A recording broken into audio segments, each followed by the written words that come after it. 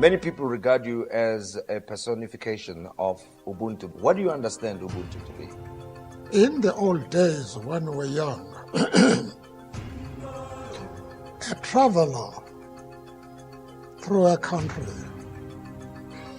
would stop at a village and he didn't have to ask for food or for water. Once he stops, the people give him food, entertain him. That is one aspect of Ubuntu, but it will have various aspects.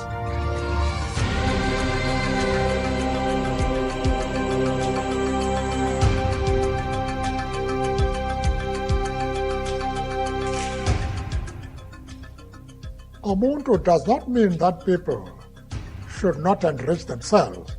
The question, therefore, is, are you going to do so in order to enable the community around you to be able to improve? These are the important things in life. And if one can do that, you have done something very important which will be appreciated. This is the Open Source Report on the 28th of January, 2018, from WBRN Radio in Boston and on the Boston Red Network. This is our attempt at a technology here. We'll look at the best practices, so to speak, and where open source is going, where it is at the present time.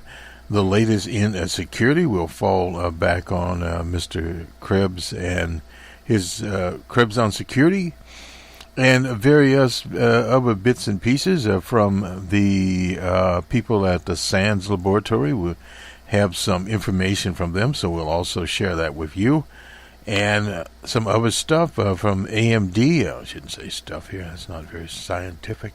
From AMD, the latest alert they've sent out on their processes, and we'll look at other things that have occurred here over the interim, so to speak. We'll start with AMD since we have them up here on this. This was the AMD process Project Google Zero Spectra and a meltdown. I like the way they have presented it here. This was on the 24th of January. Here is a white paper also. The response directly disclosed the research techniques capability of exploiting speculative behavior of modern processes to leak information to unauthorized code. AMD has published a white paper that provides software developers with guidance and options for managing speculative execution on AMD processors. We'll have to get this paper here, and here it comes. And we'll append this on so you'll be able to have it out here. And now we're looking at it. It's in a PDF form. At least they have it out here now. And we'll just briefly peruse it while we are here on it. Speculative execution is a basic principle of modern processor design and is critical to support high-performance hardware. Recently, researchers have discussed techniques to exploit the speculative behavior of the 86 processors and other processors to leak information to unauthorized code. This paper describes the software options to manage speculative execution of AMD processors. And we won't obviously read all of this. We're just looking at some of the basic things here. Migration. They talk about clear out untrusted data from registers. That is... Each migration technique will have different performance characteristics, including potential negative impact to performance of the system. Software developers must evaluate which migration solution are best fit for their specific needs. Please also note that some migrations presented here may work on non-AMD processors. And some of them, just highlight them here, various migrations here. We won't go into all the migrations. We'll go back to the general release, but it's very, very specific, and the reference here to AMD support. It's a conclusion of there's a variety of techniques the software can use for managing processor speculation, each with a different property and trade-off. Some techniques involve managing what address the processor can use for speculative instruction fetch, stopping the dispatch of the execution of speculative instructions, are managing what data address a processor can calculate. In addition, newer and future AMD products support additional security features such as IBC, SMAP, and SMIP, which are particularly useful in controlling speculation, access kernel, and user privileges. AMD is aligned with the x86 community that V1 is the preferred variant, one software solution that V21 is then the preferred second variant, and AMD continues to evaluate opportunities for new migration for both the 886 ISA and micro architecture for future AMD processors.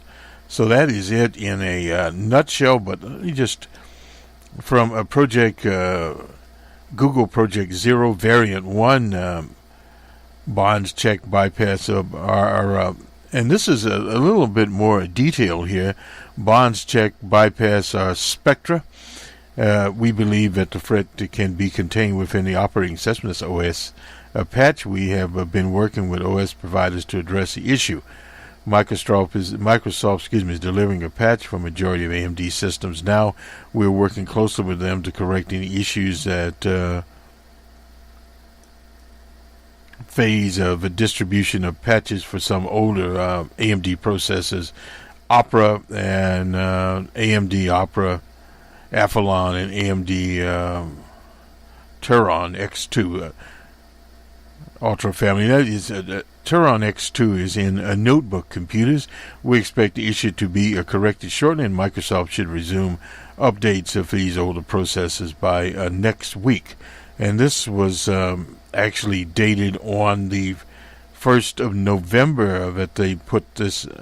This was their update here. Now, the other update and the white paper we just read was put out on the 24th. Now we go to GPZ variant 2. That's the branch target injection. Our Spectra is applied to AMD processors. While we believe that AMD processor architecture make it difficult to exploit variant 2, we continue to work closely there. AMD will make optional microcode updates available to customers of Ryzen and their other processors starting this week. We expect updates to be available for previous generation of products. These software updates will be provided by system providers are OS vendors. Linux vendors have begun to roll out patches for AMD systems. In fact, we've updated our kernel is in there.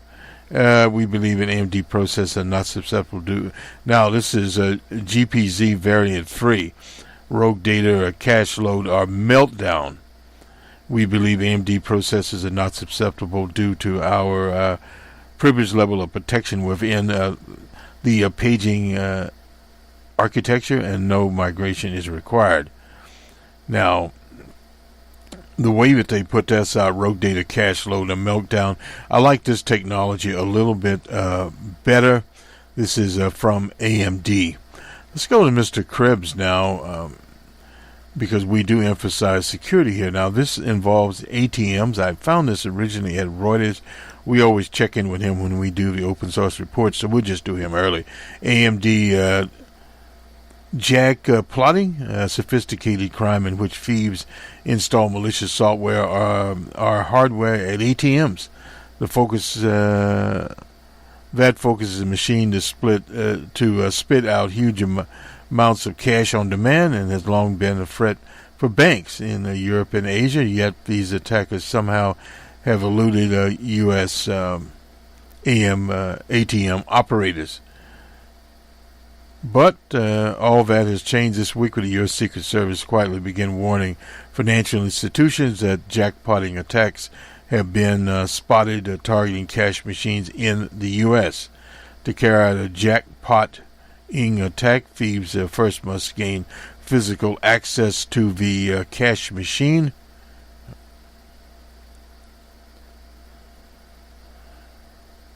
From where they use malicious or specialized electronics, often combine both to control the ATM. On the 21st of January, Krebs on Security began hearing ramblings about jackpotting attacks, also known as logic attacks, hitting U.S. ATM operators. I quickly reached out to the giant as MCR. They used to make cash registers corp. MCR said at the time it had received unconfirmed reports. While at present these appear focused on non-NCR ATMs, logic attacks are an industry-wide issue. The MCR alert reads, this represents the first confirmed case of losses due to logic attacks in the U.S. This should be treated as a call to action to take appropriate steps to prevent ATMs, to protect, against these forms of attacks and mitigate any consequences. The MCR memo does not mention the types of hijacking malware used against machines in the States, but sources close to the matter say the Secret Service is warning that organized crime gangs have been attacking standalone ATMs in the U.S. using the humanity.The, an advanced strain of jackpotting malware first spotted in 2013, according to sources who asked to remain obviously anonymous. The Secret Service has received credible information that the crooks are activating so-called cash-out crews to attack front-loading ATMs manufactured by DeBoat Nixdorf. Now, DeBoat is the people that incidentally manufacture a majority of the voting machines used in the U.S., and I guess they have merged with this Nixdorf and not heard what that situation is. The source said the Secret Service is warning that these thieves appear to be targeting the Optiver 570 series from DeBoat using the humanity.The malware in a series of coordinated attacks over the past 10 days. Targeting standalone machines are routinely located in pharmacies, big box, etc. places. There, Secret Service has sent multiple alerts obtained by Krebs on Security during previous attacks. Fraudsters, dressed as ATM technicians, attach a laptop computer with mirror imaging of the ATM operating system along with a mobile device to the targeted ATM. Reach for comment. The boat shared an alert sent to customers Friday warning of potential jackpotting of their Opera cash machines.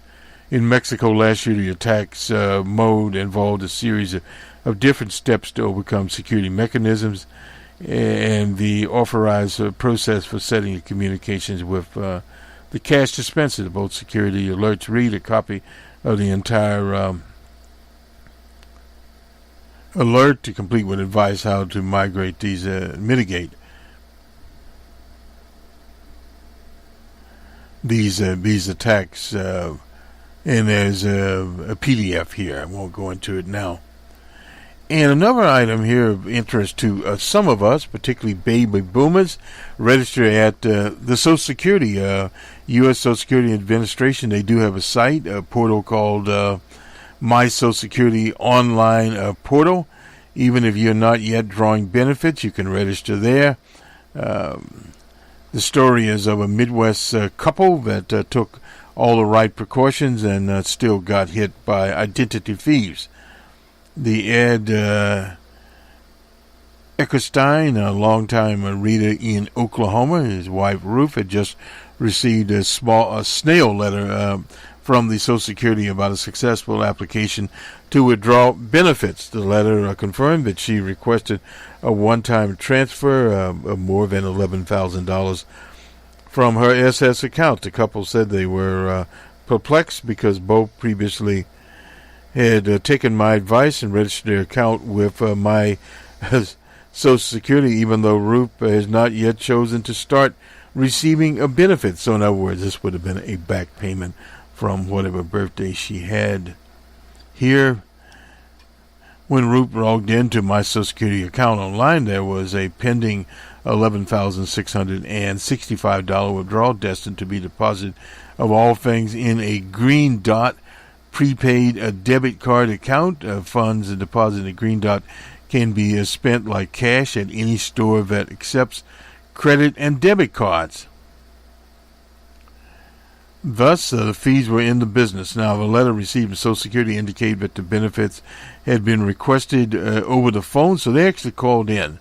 The crooks called the Social Security pretending to be Ruth and supplied with enough information about her to begin receiving benefits. Ed said he and his wife immediately called the Social Security to notify them the fraudsters' enrollment and pending withdrawal. They were instructed to appear in person at a local Social Security office there in Oklahoma City. The SS immediately put a hold on the fraudulent transfer, but Ed said it took more than 4 hours at the office to sort it all out. Eckerstein said the agency also informed them that the thieves had signed his wife up for disability payments. In addition, her profile had changed to include a phone number in the 786 area code that is in Miami, Florida. They didn't change the physical address, thinking that would trigger something, and it obviously would have. The Social Security sent a letter anyway, and Ed said many additional hours spent researching the matter with Social Security personnel revealed that in order to open a claim on Ruth's retirement benefits, the thieves had to supply the SS with a short list of static identifiers, including her birthday, place of birth, mother's maiden name, her current address, and a phone number. They had all that information. Unfortunately, most, if not all, this data is available in broad swaths of American populace for free online. And they have here Zillow, Ancestors.com, Facebook, and else for sale at the Cyber Underground. You can get it for a lottie, about $5, I guess. We emailed our tax guy for guide. Now, this is what the Social Security, his people even sent them a 1099. That is outrageous. But they did send them one, and they talked to the tax guy and wrote an email. My wife logged in to the portal, and there was a note indicating the corrected and updated 1099 would be available at the end of the month. She was not sure whether the message was specifically to her or whether someone reading that. Let me get the rest of this down here.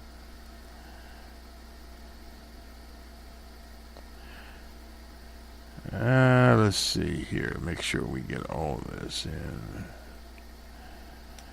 Identity thieves have been exploiting authentication weaknesses to divert retirement accounts funds since the portal was open. Now, the crimes really picked up this in 2013 at my Social Security portal. The uptick coincided with a move by the U.S. government to start requiring all beneficiaries receiving payments through direct deposit, though some paper checks are still available. I kind of doubt that in limited circumstances that they would send one to you. More than 34 million Americans now conduct business with the Social Security Administration online. A story from Reuters said that the Social Security people do not track data on the prevalence of identity thieves. However, needlessly, the agency assures the news media outlets that its anti-fraud efforts have made the problem very rare. Now, this is from Reuters. The Inspector General identified 30,000 suspicious registrations and more than 58,000 alleged fraud related to SS accounts from February 2013 to February 2016. These figures are small in the amount, writes Mark Miller from Reuters. Social Security has not yet responded to the comment. It's still a good idea to set up a My Social Security account, particularly if you or your spouse will be eligible to withdraw funds soon. The agency has been trying to beef up their security authentication. Now people have such things as passwords in addition to one-time security codes sent via email. So all these things are out there, and you can also incidentally call the Social Security people and set that direct deposit up. And they have an option there also for people that do not have bank accounts. They will set up a direct deposit for you to a bank, and you can from there, if you wish to go someplace else, you can. But my advice to people to check out my Social Security, and if you, for some reason, if you don't have, don't trust the online, just make certain that you clear your browser out before you access it, that you use the information and you check it out very often, especially until you get your transfers to your bank or to which bank you decide, or institution or whatever you decide to send it to. It's very important to do that. Now, for people that are signing up there, it's just an idea to sign up in advance. There are some problems out there. Anyway, this will end this part of the segment. Let's go to the next part, which is, we'll do SANS, I guess, first here. Their roundup, number of little things here. This is 27 Android applications have malicious components from the SK here. A software developer from a Chinese company, Ya had been found to include malicious components that made its way into applications found at the Google Play Store, used by developers to allow chats between application users. The company opens websites and clicks on advertisement. 27 applications had been downloaded a total of 4.5 million times. Choose your SD carefully, and some of them include unintentional functionality. Consult the Android Developers Forum there. Definitely do that. Infected Android games spread to 4.5 million now. Let's see. Norton, McAfee, and SAP allowed Russia to access source code. A Reuters investigation has found, this is on the 25th of January, has found that the three major software companies, Norton, McAfee, and SA, have allowed Russian authorities to examine their software code. These companies' products are used at least a dozen U.S. federal agency networks. Reuters found that Hewlett-Packard ArcSight software, which is used by the Department of Defense, had been reviewed by the Russian military contractor. ArcSight has since been purchased by Micro Focus. The recent Russian probe found that ArcSight is used on other agency networks as well. Editorial note, headline, Russia and China have access to to source code of operating systems used by U.S. banks, nuclear reactors, government systems. Linux, actually, the real headline should be U.S. fails to require software vendors to test soft code used on sensitive government and critical infrastructure systems, just as the UK has done for years with HAWU, requiring and performing a testing of source code for vulnerabilities and malicious capacity should be a standard part of supply chain security, no doubt. Didn't know, but they didn't do this anyway. Examining source code is a two-edged source. For good code, it demonstrates the quality. For poor code, it may expose exploitable vulnerabilities.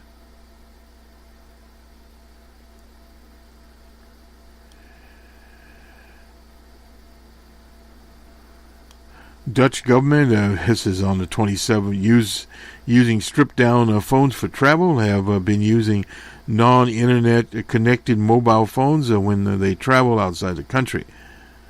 The dumb phones, which do not support applications designed with security in mind, they allow phone calls and text messages and will allow data transfer only on registered or secure networks. A note here. The word ubiquitous and fast connectivity there's little reason to take the risk of carrying sensitive data on portable devices in a world of cheap hardware. One need not take the risks of reusing devices that have been compromised. Taking only the data and capabilities you need on travel is something we should do. Samsung has been working diligently to get their NOx environment approved for protection and transmission of classified information. These devices are leveraging Suite B encryption to protect data in transmission and only sending data when a registered secure network. Couple this with having known good applications on the device with a hardened OS. There's one target as resembles traditional smartphones. So they don't stand out like secure mobile environment portable electronic devices. So in other words, you can't tell it from a normal smartphone there. This Dutch government thing here. Let's see what else. Anything else of important?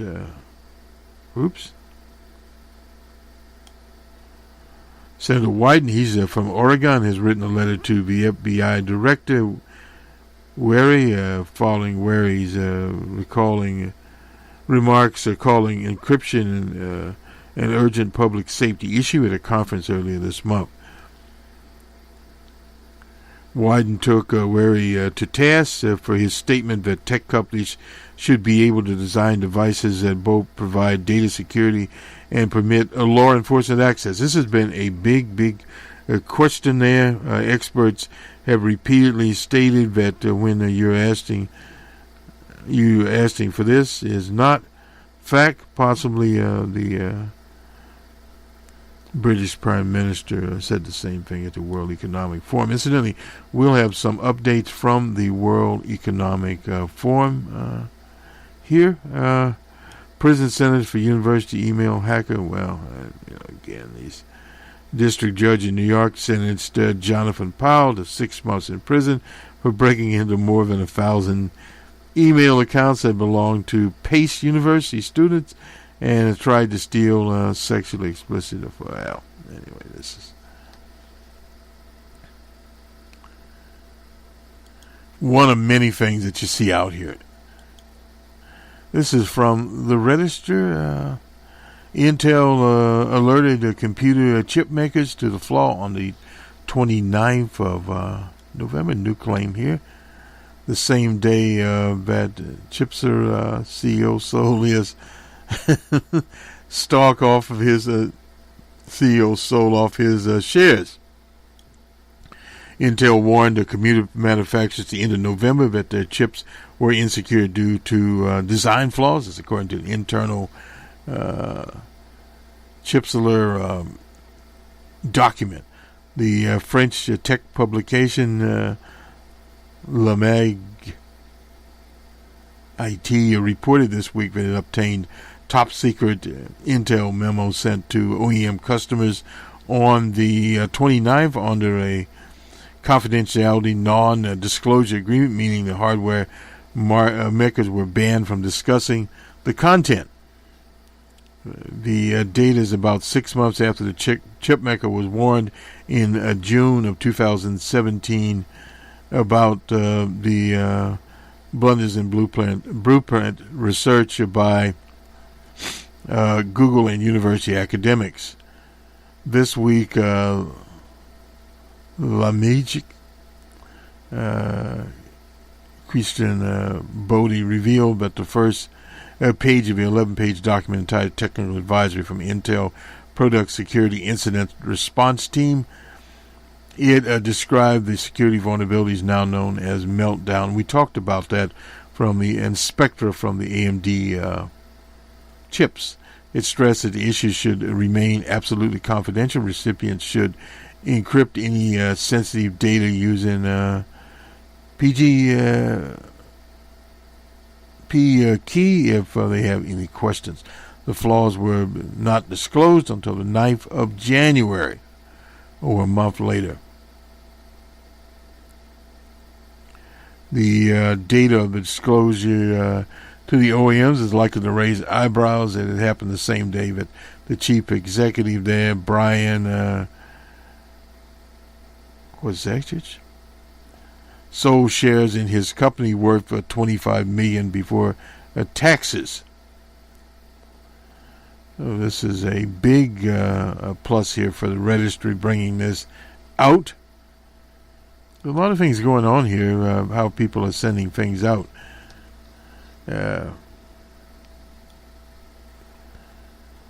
Let's see. Users, oh, wait a minute, just a second here.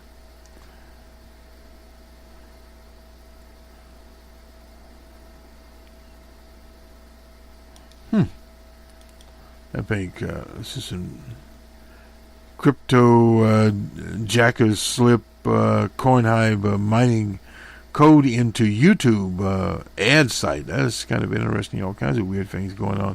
The hijacking of CPUs through crypto mining JavaScripts have surged over the past few days.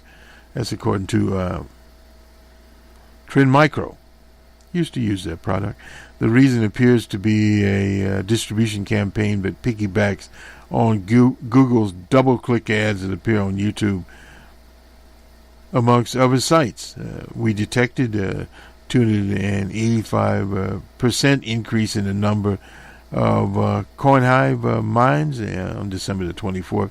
That's according to Trend Micro.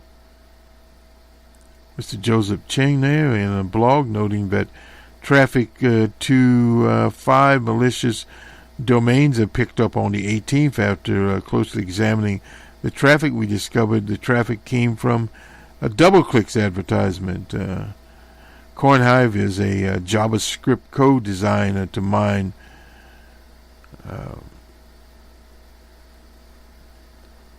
Monroe, currency favored by online criminals and others because it's private features that Monero, M-O-N-E-R-O, okay? Its creators position the code in a way for websites to make money without relying on ads. It's when the code gets used without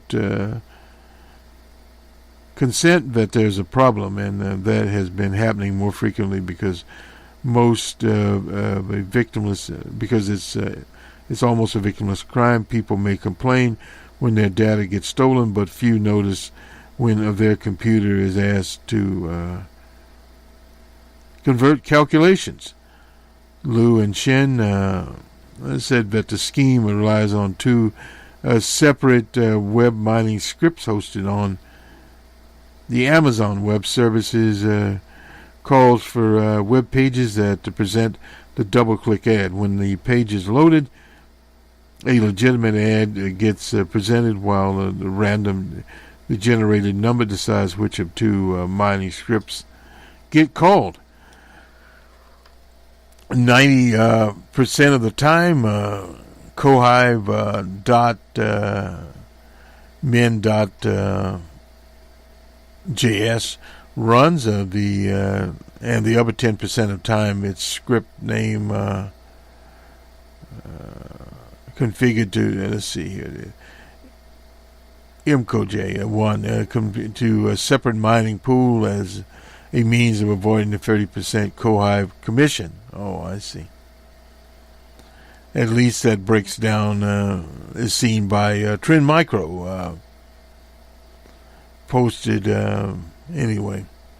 Each of these scripts, and we'll have to pinch this one because let's see what else we got going here. Mining crypto through ads is a relative new form of abuse that has violated our policy. This is from Google, and one we have been monitoring actively, a spokesman told the Register. We enforce our policy through multi-layer detection systems across our platforms. The problem Google faces is that those abusing its system rely upon choking techniques to conceal the nature of the code and fake accounts that can be abandoned without consequences. As with email spammers, it's a game of whack-a-mole. Google confronted a similar issue when it emerged that missing Google tags to distribute crashing code. The extension, this is from Chrome, extension Safe Browse was also spotted. Anyway, this is some of the information here on this crypto mining deal by, of all things, YouTube. I like to rely on this one occasionally.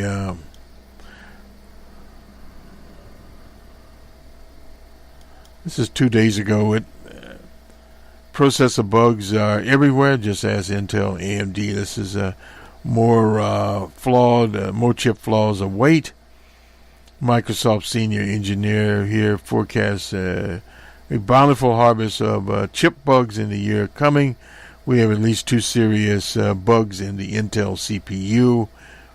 Meltdown Spectre, we talked about that. AMD laid it out there.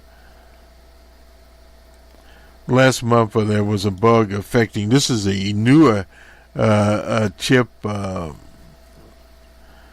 Ryzen chip. It got a patch workaround. They replaced some of these Ryzen 7 chips that were tuned to perform well under loads. So in other words, strange things have been happening here. Skylake and their process. This is Intel processors. Some other problems here. Intel's atomic C2000 processors. I mean, just all over the place here. And now, after running out of memory, it exploits a Cloudflare, explains a Cloudflare engineer there, some of in the Xeons. So in other words, it's just all over the place. Where do we stop with this? I have just no idea on that. You just have to go to the OS and continue to patch and patch and patch. I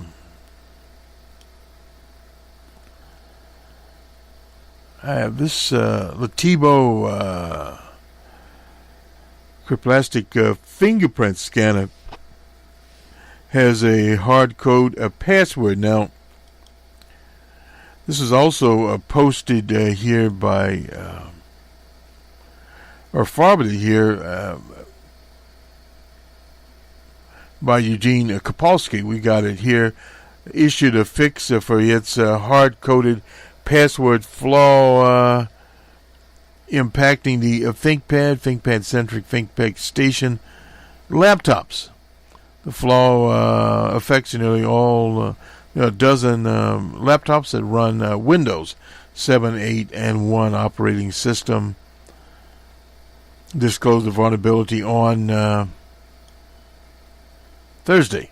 Sensitive data stored by Natibo's Fingerprint Manager Pro and later using the Windows logo credential is using a weak algorithm containing a hard-coded password and access to all users with local non-administrative rights to the system in which it's installed.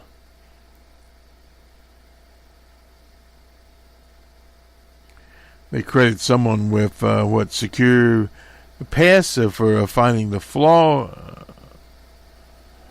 So in a list of these various items coming up here, I think it's effectively about the same thing.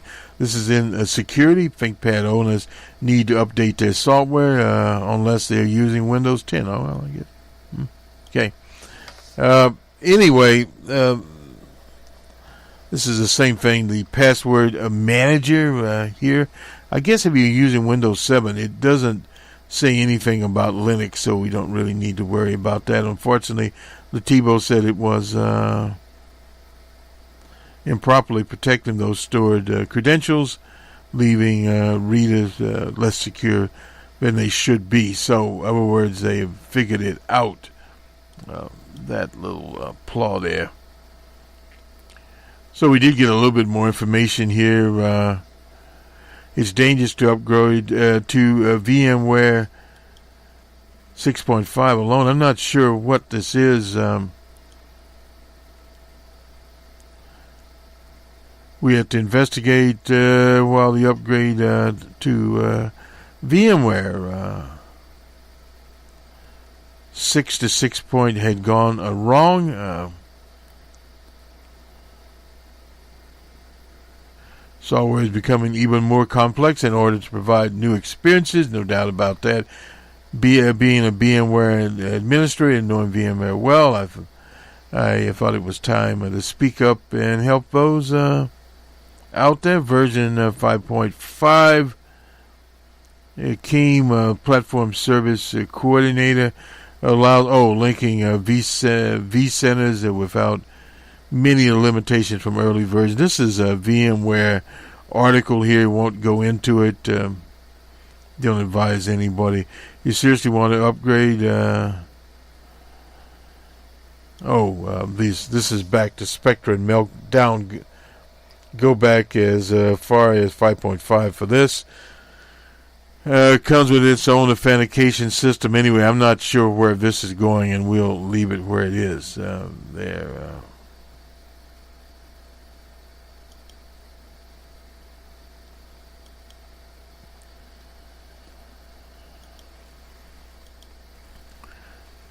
These are items we picked out over the week, or perhaps over 2 weeks, to update people with hacking. Initial coin offering leading to the toss of millions of. It's on the 25th this is from SC Media. Initial coin offerings are losing about 10% of all ICOs. Funds generated to a cyber attack due to poor cybersecurity. Now, this is it's a little bit different here. Malicious actors take advantage of the absence of centralized authority. Blockchain transmission. We talked about blockchain before in reversibility and information chaos that presides over the sector. This is Ernst & Young. They found that of the 3.7 billion generated by ICO so far, about 10% has been stolen primarily through phishing, denial of service attacks, general hacking attacks, period. ISO is unregulated by means by which funds are raised for new cryptocurrency ventures, according to Investopedia. In addition to financial loss, Ernst & Young noted that the victim's personal information is also exposed and reputation damaged for the incident. Now, initial coin offering, that's what it's called. So that, I don't know what we'll get from Ernst & Young here. Oh, we'll get another PDF. Anyway, I guess we'll think about this, whether or not we'll offer this up or not offer it up. Here we'll just keep on moving here to get additional information that perhaps we saved up. This is something from TechCrunch. I'm not sure what it was. It's been a while. These applications will help you keep your New Year's resolutions, according to this article here.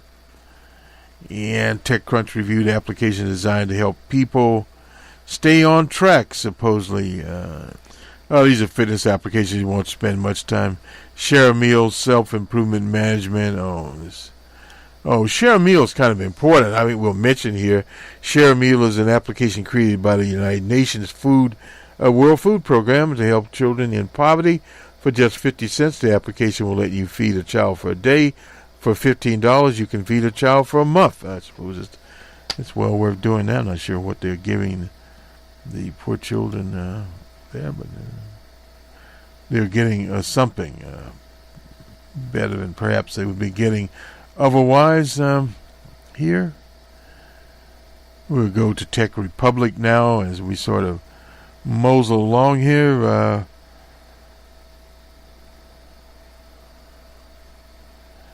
And this is probably something we talked about before. Threat modeling, I think.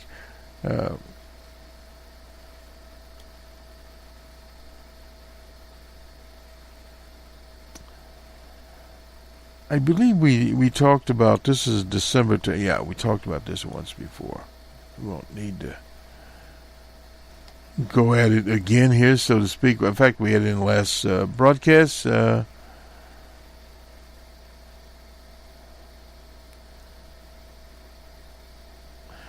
These 10 U.S. states will lose the most money to cybercrimes in 2018. I suppose we should bring this up here. As California will lose as much as the bottom of 36 states, probably, no doubt about that. And they list them here. California, New York, Florida, Texas, Virginia will lose the most money to cybercrime. That's according to website Builder Expert. California is predicted to lose over... let's see, what are they going to lose? The Amazing Race is back. Let's go! And this time, teams tops in their field. We met on Big Brother. Will come. Anyway, nonetheless, California with $329 million in potential loss there, in New York with $189 million there. They're number one. New York's number two. Florida with $112 million. Texas with with 96 million, Virginia 64 million, Illinois 42 million, Colorado 40 million, Pennsylvania 33 million, Georgia 32 million, and Washington State 32. Of course, we have Amazon in those places there. New York residents lost more per capita, and most likely losing $7,149, and they list the states here. Virginia is second, Colorado is $6,000 something, California $5,090, and strangely enough on this $5,714, Oklahoma. We talked about the person there on cribs was under a Social Security fraud. Louisiana, 5,000 there. Montana, 4,000. Nevada, 4,000. Arkansas even came out in this. Michigan seeing the most cyber crime with 201 reported per 100,000 residents. Something to think about. Let's see. We'll grab one more article from them, and we'll. Top story is the 5 highest paying IT careers. We grab this one on here. CIOs, CTOs, and CISOs are the highest paid working in IT. That is according to Infinity Consulting Solutions there. And what are other gems that they have here? Well, not very much at all. Nothing really. We didn't of the executive types here. Well, the chief information officers, they make from roughly 170K to security. I have a plan. My name is MacGyver, and I'm here to save you. Everything's improvised. You made a lightsaber! I'm not sure why that ad always appears there, but anyway, back to where we were. The executive here, the chief technology officers, they run about the same, and they go up to 250,000, 50K. Chief information security officer, 155K. VP of engineering, and so forth and so on. These are all highly paid. Tech support and systems director of information technology, 126,000. That's where they start at. Virtualization engineer at 88,000. Middleware at 56,000. Systems engineer 84,000. A Citrix engineer, surprised that many people still using Citrix. Anyway, they're at 82,000. Data architects at 115,000. Oracle DBs at 90,000. A SQL DB at 84,000. Database engineer at 86,000. Data warehouse analyst at 77,000. Network architects at 120,000. Wireless network engineers at 90,000. Network voice engineers at 86K, and these go up to over 100,000. And network engineers at 96. You kind of see where this is going. They all go up over 100,000, depending on where they are. The Oracle one will get you up to 116K. A MySQL, which is owned by Oracle, incidentally, about the same actually. With the database administrators, they don't talk about. They don't really mention in this particular one some of the newer technologies, NoSQL type things. They don't mention what the money is there, but the money is very good in those Well, wait a minute here. No, we don't. I thought perhaps they would, but we don't see it. Anyway, nonetheless, sometimes you can't find things where you want it. Anyway, let's wrap this one up, this report up here. We talked a lot about security in this particular report. Let me just check one other thing here. Linux.com. We normally do something from them in this report, whereas we do the report live, so we This is for open source professionals, they call it. And the Linux Foundation here, occasionally they'll have something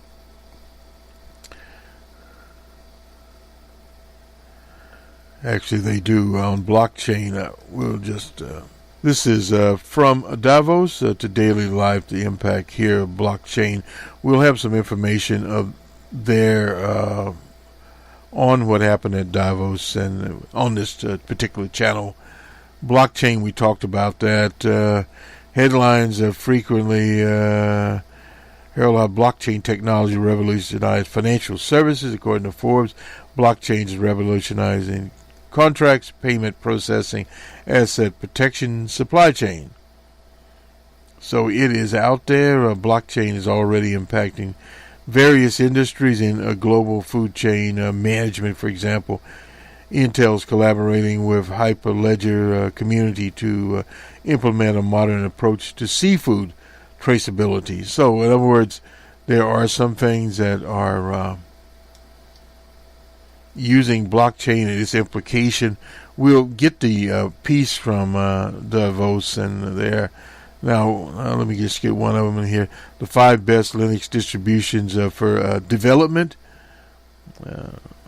An important subject, no doubt about that. We'll see if we can give some evaluation here, providing we have used any of those. Show some nice penguins when considering so many vulnerabilities taken into account. What package manager you wish to use? Debian is listed here. Distribution winds up on top of many Linux lists with good reason. Debian is the distribution from which so many are based, no doubt about that. Ubuntu, Linux Mint, I've not heard of Elementary OS, but anyway, it is based on the Debian package manager. Found it to be a good distribution. I don't use it. I remember at one time it was actually used in spacecraft back there. But Ubuntu was more of a desktop type there. Hundreds of other developers from repositories here. Debian free software guidelines, etc. We'll put this on OpenSUSE Tumbleweed. I don't know. And so some IS SenseOS. Red Hat Enterprise is de facto a standard for enterprise business. If you're looking to develop from a practical platform, you can't afford the license. You can go with SenseOS, which is effectively a community version of it. I didn't know that it was. There used to be a community version of Red Hat out there, but Red Hat, incidentally, when we were ISPs at one time, Red Hat was a turn to the boat. We are still Slackware people here. But anyway, if you're serious about developing there, can't go wrong because it is a server. All Linux distributions can be specifically. You can easily develop from a web-centric platform, which is good in itself. And SenseOS installed. I'd have to look at Sense. I've not looked at Sense, I have to admit that. And some others here, Raspbian. I've not. Oh, this is for Raspberry. Raspberry Pi.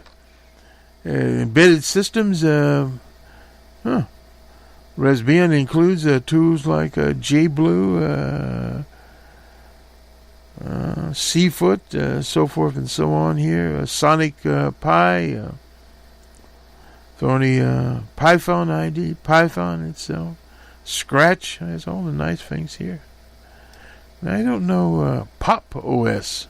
Don't let the fool you. System 76 Pop OS into the world of operating systems is serious. System 76 has done this to Ubuntu derivative. Didn't know about that. And let's see, Pop. What else? The goal of this is to create an operating system specific for developers, makers, and computer science professionals with newly designed Nomi theme. Pop OS is a beautiful OS. I hadn't looked at this. I have to start looking at a few of these. Anyway, Make Pop OS is a special fact, but it belongs to a development company in their own way here. Anyway, it's you have a stable, no doubt about that. Debian is always at cutting edge. You have OpenSUSE is a server, a Tumbleweed server, and SenseOS is, and then the embedded platform here is Raspberry, and a distribution to seamless melt with hardware. Pop OS, with the exception of Raspberry, any of these distributions will serve as an outstanding development platform. Get it installed, start working on it. We'll definitely put this one up as the 5 best. We would disagree with some of this, but we still use Slackware, and Slackware, as far as a Linux distribution, if you know Linux is a very, very good distribution. Now, if you look at Red Hat, we've used Red Hat.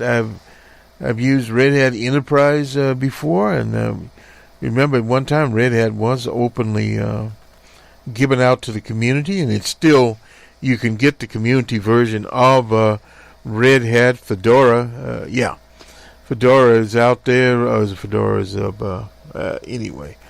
SUSE, Fedora is there. Fedora is out there, but Sense, a lot of people use Sense. In fact, one of our providers out in Los Angeles uses Sense on their rack mounts. There they have various things going on. They are an ISP. They use SenseOS, and SenseOS is good for that, no doubt about it. It's good for developing on.